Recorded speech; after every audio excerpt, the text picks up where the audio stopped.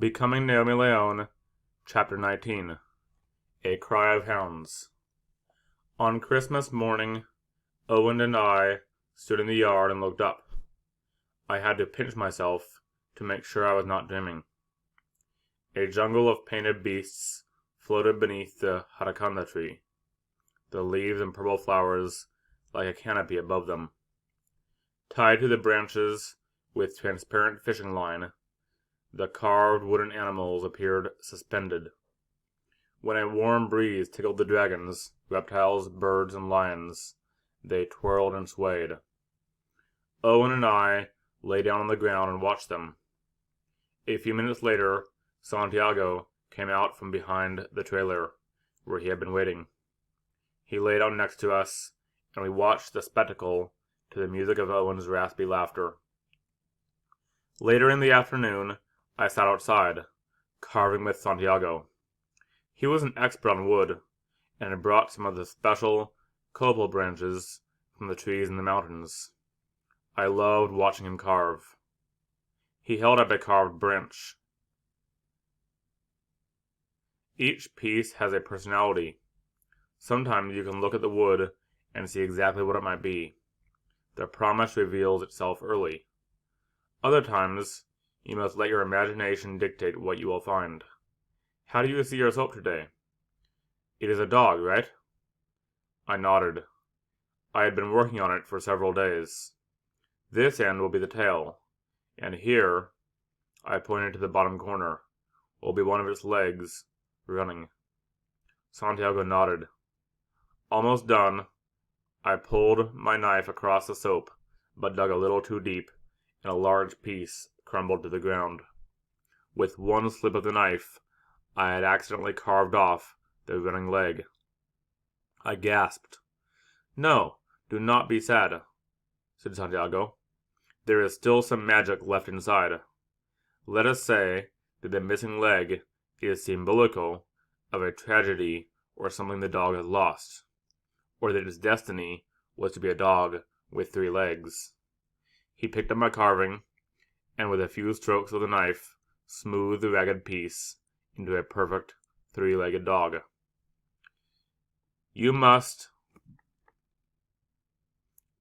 carve so that what is inside can become what is meant to be. When you are finished, the magic will show itself for what it really is." Santiago considered an odd-shaped piece of wood. When the promise does not reveal itself early, your imagination must dictate your intentions. Then the wood, or the soap, it will become what you least expect. Sometimes the wood fools me. I think I am carving a parrot, and when I am finished, it has a fishtail. Or I begin a tiger, and in the end, it has the body of a dancer. With a small machete, he scraped at the layers of bark that had built up over time, exposing the innards of what used to be a tree branch, and revealing the unprotected heart meat. He traded the machete for a knife, and chaffed at the wood with quick strokes. Soon he had me a rough figure. I held it up in the air. I could see that it was a lion's body with a human's head, maybe that of a girl. As I turned it around, admiring it, Graham came out of the house and slowly sat down in one of the chairs. She stared at her folded hands and cleared her throat. "I just checked in with Mrs. Maloney. The mediator, a young woman, showed up at Avocado Eggers yesterday to interview her. Imagine showing up on Christmas Eve. The woman asked Mrs. Maloney where we were because she needs to talk to all of us by Friday, January 3rd. Mrs. Maloney told her we'd return from our family vacation in time for the interview, which is what I had told her to say if anybody asked. That's in 9 days, and what with 4 or 5 days of driving ahead of us. I'm sorry, Naomi, but Bernardo said we should leave the day after tomorrow." I took a deep breath and looked around the yard. "Can't we just stay here?" I asked, my hand suddenly quivering. "You like it here. You said so yourself." I heard Owen's and Ruben's giggles coming from the garden. "Owen loves it, and we could go to school here. We're learning Spanish real good, or we could go to Puerto Escondido and live in the little house and help sell the carvings. I could learn to paint them like Aunt Teresa, and Santiago pulled me from my chair to his side on a small wooden bench. He put his arm around me. Naomi, I would love for you to come to my house, but right now, your life is in California. I have written a letter for the judge. I told the truth about your mother, and that my wishes are for you and Owen to live with Maria. I told that I wanted to be part of your life and see you, maybe in the summer for vacation, if that is all right with you and Owen. More, if it is possible. My lips trembled. I stared at the ground. I did not fight for you when you were little, said Santiago. It is something for which I am sorry. I should not have believed your mother when she said I would never be able to see you. If I had been stronger, maybe things could have been different. How will we ever know? I looked at him. But why can't you come with us? For that to happen, he said, I would have to prepare. Much work would need to be done. Sell my house, my boat. Much of my money comes from my carvings, which are sold only in Oaxaca. My work, it is here. But what if the judge...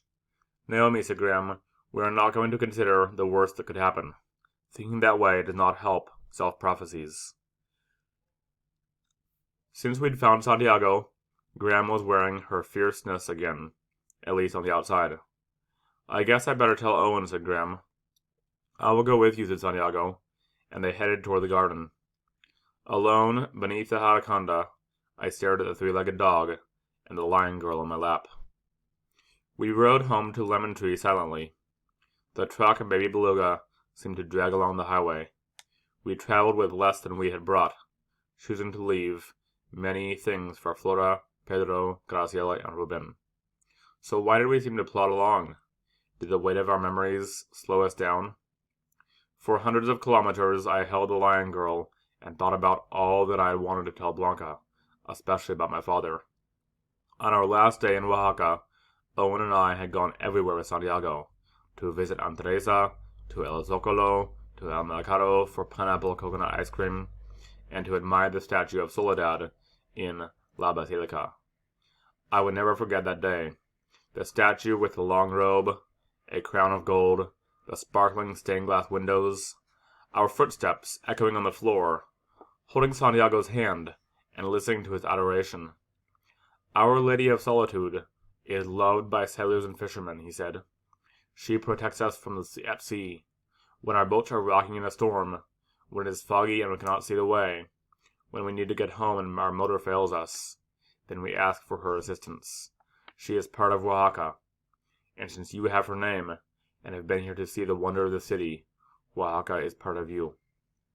The morning we left, Santiago came early to help Bernardo load the last of the luggage.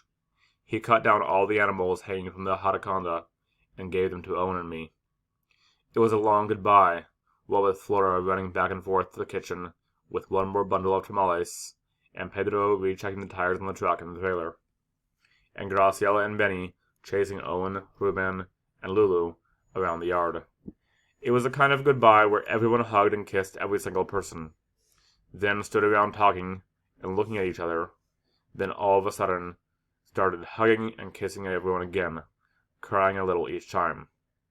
When we were finally ready to climb into the truck, Santiago hugged me and said, "Be brave, Naomi Leon." I nodded, but when he took me in his arms one more time and rocked me back and forth, I didn't pretend to be brave. "Do not be sad," he whispered. "We have found each other. I will write. You will write. We have much for which to be thankful, and everything will be the way it was meant to be. You will see. I promise. I promise. Now you must promise." "I promise." The truck jolted as Bernardo downshifted on the highway.